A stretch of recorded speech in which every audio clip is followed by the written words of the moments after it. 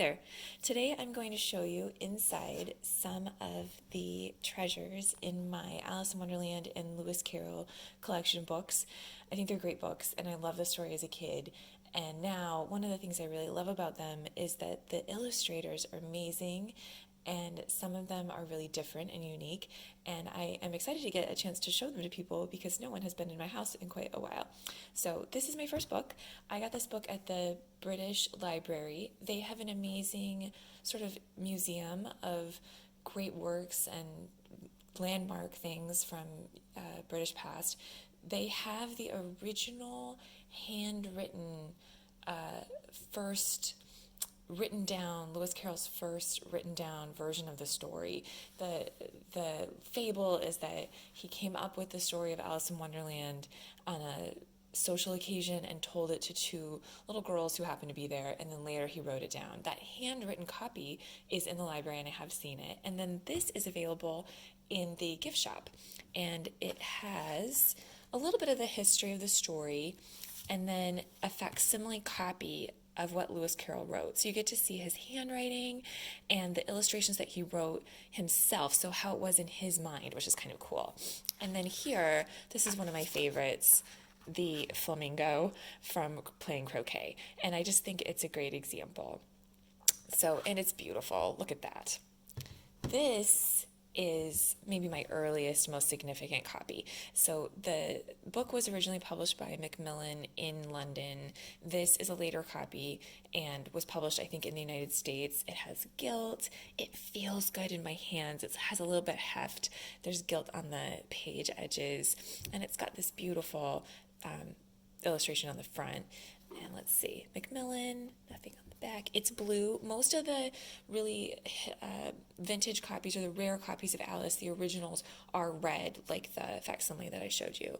This guy has some foxing. This is where it's gotten a little bit of moisture in the air, and it's got this, I mean, it's its own beauty, I think, but it does take away a little bit. This is the frontispiece. This is the illustration that faces the title page. This is back in the day when we still put tissue in front of it so that the type wouldn't bleed over. And in my copy, this is not damaged. It looks like it was never really attached. It was 1898. This is the only date in here. And this is John Tenniel. John Tenniel, fabled man. These are amazing illustrations. These are probably the ones most of us think of as being in Alice in Wonderland, and he apparently was quite the character, and so was Lewis Carroll. They, by all accounts, did not get along well, but thank goodness they stuck it out and we got this book out of it. We all get to enjoy. And let's see, here is the court where the queen is threatening to cut off everybody's heads, which is very iconic. And then here we have our croquet flamingos. So this is how John Tenniel came up with it, which is a little bit different than Lewis Carroll's mind, which is fine, but I think this one is probably the one most of us think of. This is a very special book. I paid more than usual. This was not a bargain hunter book. This is the Arthur Rackham. So we think of John Tenniel, I think most people think of that as the landmark that is Alice in Wonderland, but for Arthur Rackham, I think of this as his big work, and it's slightly different, but just as cool. This is a very nice copy. Again, I paid retail for this, very unlike me. I love this, this guy here.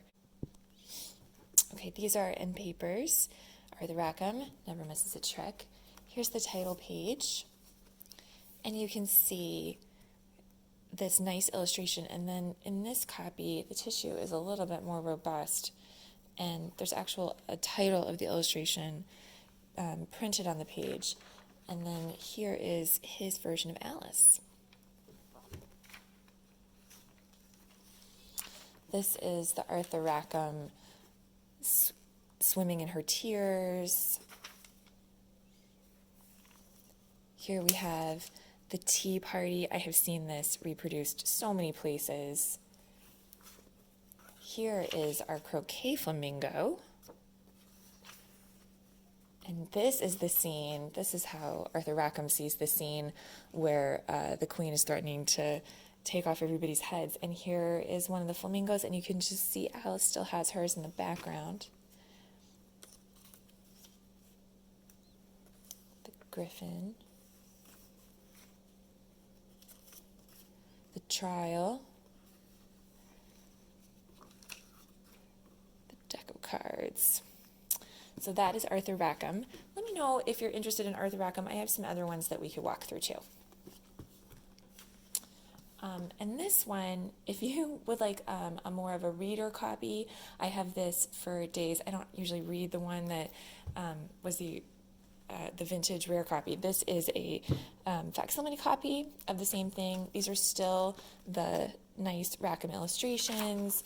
It's basically a copy of the book, but it's done in a little bit more of an economical way. So these are flat printed illustrations. This is her in the pool of tears, and you can see there's no tissue. And then these are also, they put the illustrations in together. It's a little bit less expensive to print the book this way, so they're not through the text in the place that they're referring to. And here she is with her flamingo. And then here's this one again. So you can see the quality of the printing isn't quite as nice, but you still get the beautiful illustrations. And you can get a copy of this maybe on eBay for $20. So if you just want to have a copy of the illustrations to enjoy, this is a great way to go. This book is an illustrator that I really haven't seen much of, and so I just think it's very interesting.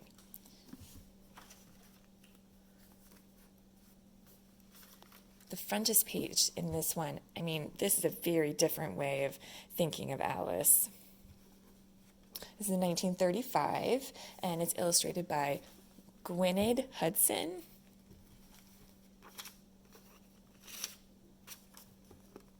Here's an example of one of his illustrations. Here is the scene with the queen very irate. And then here's how this illustrator does the flamingo, which I think is super cool and very different. And I love this. Seems so Art Deco. This guy making his way around, very different. There's another reproduction copy that I want to show you. This was issued by Random House. It's in a box set, and it's both books. There's a couple different versions of this where the covers are different. In this one, it's colored and striped. There's a different version where they're black and white, and the illustrations aren't quite the same, but you can see it has some really nice gilt on the spine, and the illustrations are the John Tenniel, but they've been colorized. Swimming in the tears, and then sort of our reference for these guys. Here's the croquet flamingo. And I've seen many copies of this. You can get this in a used bookstore or online pretty easily. So if you wanted a nice John Tenniel, I think that's a great way to go. This is a fun book that I haven't seen very often. The Wasp in a Wig. So apparently when Lewis Carroll's belongings made their way out into the world, there was an auction where someone bought his desk, and inside the desk was a manuscript of a chapter of Alice in Wonderland that didn't end up in the final copy, and this is it. It was about a wasp wearing a wig, and there's a whole explanation in here about how that happened and what it involved. There's a letter here from, and this is the actual letter, there's a letter from Tenniel to Lewis Carroll saying that he thinks it's impossible to draw, so he would like him, if you'd like the book to be shorter, this would be a great thing to cut. And when you read it, it is apparent why it would be very difficult to draw it, and it didn't make it in. So this is a nice, this is the galleys, and then this is the actual text, so you get to read what part of that story that evolved from when Lewis Carroll told the story to these little girls and then wrote it down. This is something that just didn't end up making it into the printed copy. So I think that's super fun. And that's the title. I also have to show you the annotated version. This is something that has been reissued a couple times, and an annotated version of a book is going to give you the text and then footnotes or side notes as you read it. And this one actually has some illustrations in it. And this has been reissued a couple times. So this is, I think, the most up-to-date version. And they tell you really fascinating facts. For instance, here at the Mad Hatter's Tea Party, they make this reference to a dormouse, and they actually give you this explanation of what a British dormouse is, and then here they show you there was a commemorative stamp because of the endangered dormouse. So there's a lot of facts and illumination going on in this book. This is a fantastic book, all the Illustrators of Alice. I obviously don't have all of them. I have a few. And I think this is a fairly creepy rendition of Alice, which I think is pretty interesting. And then we have a couple illustrations that I wanted to show you. This is the frontis. That is Arthur Rackham. And this is a big format book, so it's kind of fun. And here are different examples of different illustrators who did the Mad Hatter and how they did it and when and who. So this is a great reference if you're looking for that.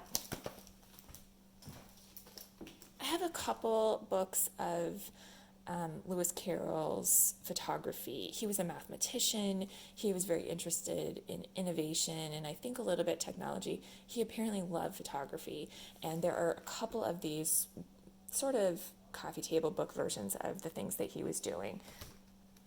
And you can see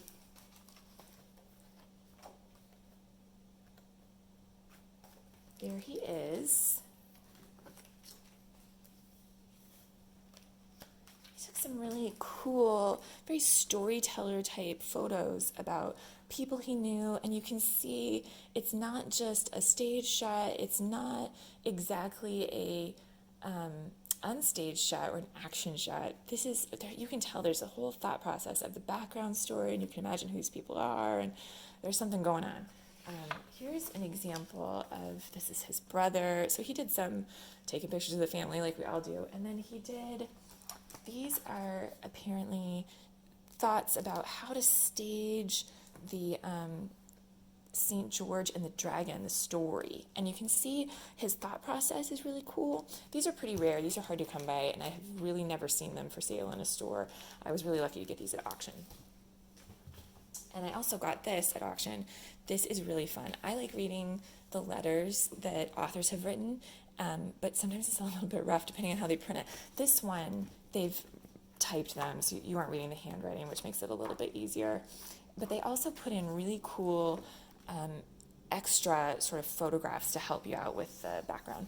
There's a lot here about when he was a professor, I think is the equivalent, at Oxford, and some of the things that he would have written to family and friends is kind of interesting, gives you some insight into his life. And then this is great. This shows you a letter about when he went to this party where he met these girls and was telling the story, and they actually give you here an example of what they mean by a British boating party, in case you don't know. And I just love that. I think some of this gives you insight into what was going on in the day. This is one of the great jewels of this book. This is John Tenniel, and I have never seen him really pictured anywhere. That is a fascinating guy. He is a dapper man, and then they put it across from, this is John Tenniel's illustration of the night from Through the Looking Glass, and you can see this is a self-portrait. This is a man who was spending some time on that mustache, and he took a lot of pride in it, so he put it in the book, and I just love that. There's also some other really great things in this book showing maybe just illustrations of what was contemporaneous in the time to the letters that you're reading. Gives you a little bit of context and a little bit more about who Lewis Carroll was. Of course, his other name is Charles Dodson, but I prefer to think of him as Lewis Carroll. And these books, I think, will show you why there's some thought about people trying to interpret who he was or what he meant or what he was trying to do, but I think just read the books and enjoy them. And I hope you enjoyed these. I love these books, and I'm really excited to get to share them. Let me know what you think. And if you would like to see any other books by these illustrators, if you'd like to see the illustrations, I can give you another video. And I have quite a bit of Arthur Rackham. Because I have the Alice that he did, I started collecting his things as well. So let me know if you'd like to see them. And thanks for listening. Subscribe so that you'll see it if I do the Arthur Rackham one, if you ask for it. And happy reading.